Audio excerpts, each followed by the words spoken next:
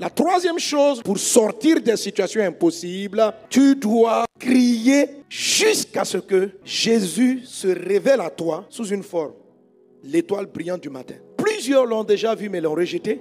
Or, l'étoile brillante amène la solution. Elle apparaît la nuit. Donc ton problème n'est pas réglé, mais c'est une lueur de Dieu. Cette lueur-là, elle l'annonce de ton jour. Si tu fermes l'étoile brillante, le jour ne va pas se lever. L'étoile brillante du matin annonce le lever du soleil sur ta vie. Comment est-ce qu'on discerne que l'étoile s'est levée dans la prière?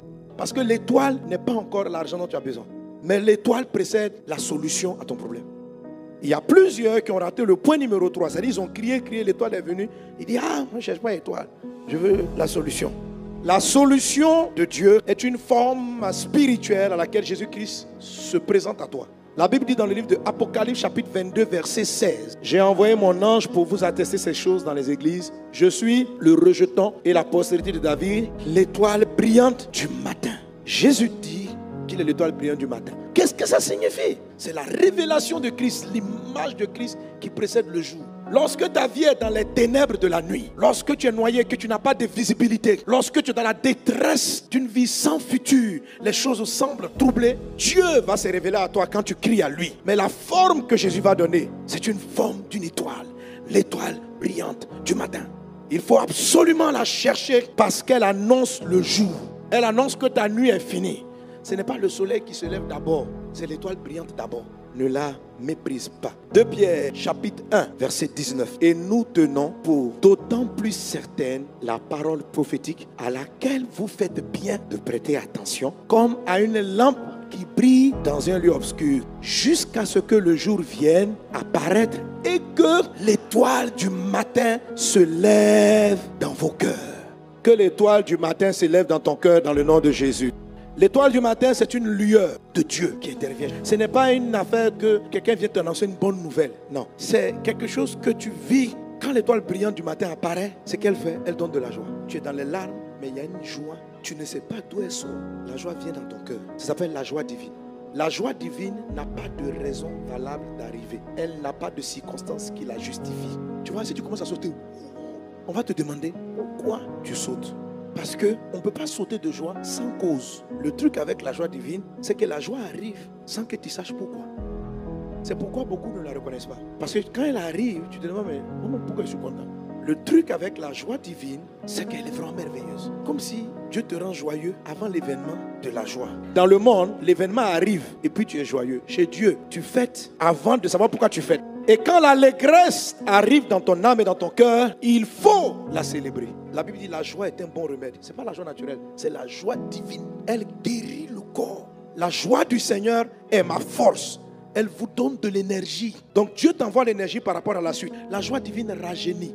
La détresse vous fait perdre beaucoup d'années. Tu peux être dans la pauvreté, dans la misère jusqu'à 70 ans. Et tu vas crier à Dieu. Dieu, je vais mourir comme ça sans laisser un héritage à mes enfants. Ce n'est pas l'argent que tu te donnes d'abord. Il a un remède qu'on appelle la joie divine. La joie divine se présente d'abord sous la forme de l'étoile dans ton cœur. Quand elle arrive, elle ramène tes cellules. Donc ton âge sur papier c'est 70 ans, mais tu vas te retrouver avec la vigueur d'un jeune de 30 ans. De sorte de pouvoir accomplir tes jours et de pouvoir réaliser ton destin. C'est un miracle. L'étoile brillante du matin n'est pas naturelle. Parce que le truc c'est que quand elle arrive, elle n'a rien de concret. Tu n'as pas l'argent dans la main. Tu n'as pas le mari que tu attendais. Tu n'as pas la grossesse. C'est ce que Anne a vu. Son visage ne fut plus jamais le même. Quel visage elle avait? Elle avait un visage de tristesse. Son mari ne l'avait même pas encore touché. Qu'elle a commencé à être joyeuse sans être enceinte. Tout ça lui venait. La joie divine. Comment est déclenchée la joie divine? L'étoile brillante du matin.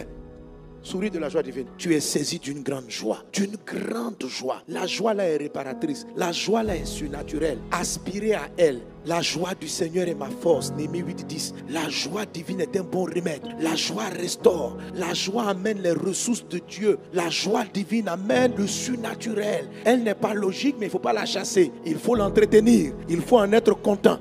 Des années de détresse, ça vous casse la foi. Ça tue en vous le rêve. Donc quand la joie arrive là, elle répare, elle guérit tout ce que les années de tristesse ont fait. Tu vas obtenir le physique de quelqu'un de 30 ans et te faire rattraper les années que la détresse t'a fait perdre. Oui, Dieu va sécher tes larmes. Amen. Comment est-ce qu'on la déclenche? 2 Pierre 19. Il dit, vous faites bien de prêter attention à la prophétie. Pour déclencher l'étoile brillante du matin, il vous faut prier, crier sur la base de ce que Dieu a dit. Quelle que soit ta détresse, il existe dans les Saintes Écritures un verset qui correspond à ta situation. Si tu es dans la détresse de ne pas avoir d'enfant, tu peux citer Ésaïe 61, la stérile va enfanter. Si tu es dans la détresse financière, tu as dit je n'emprunterai pas. Je vous exhorte à tenir la prophétie. Ne criez pas au hasard. Criez par rapport à ce que Dieu a dit. Rappelez la promesse. Restez sur le verset.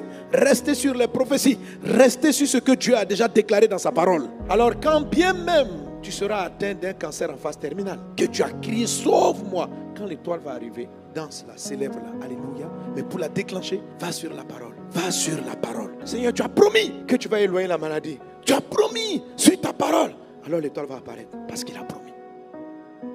La prophétie. Tu as dit que je remplirai le long de mes jours.